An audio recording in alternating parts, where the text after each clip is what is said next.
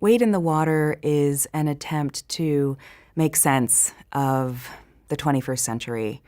It's a book in which I'm asking whether there is something else that we as humans, we as citizens, have to say to one another other than violence, other than hatred, other than intolerance or disbelief.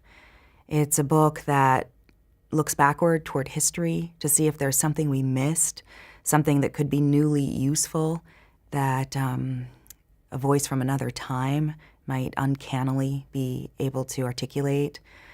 The questions that I have to do with what it feels like to live with and also remote from other people, what it feels like to live on this planet, and what it feels like to be a woman and a person of color at a time when so many of the questions that had seemed to have been resolved are not.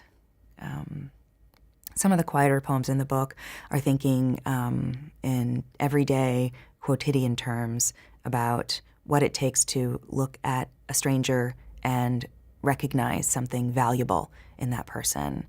Other poems are rooted in family and the struggle to love and submit to the will of a child. And then there are poems that are looking specifically toward America's history of slavery and seeing if there's something that could be intuited even within the erasures of history.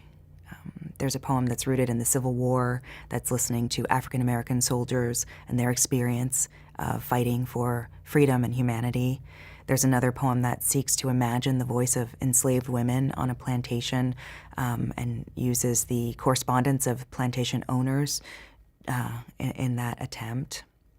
And there are poems that are thinking about the Black Lives Matter movement and other political conflict that that seems to be accelerating in surprising and disconcerting ways.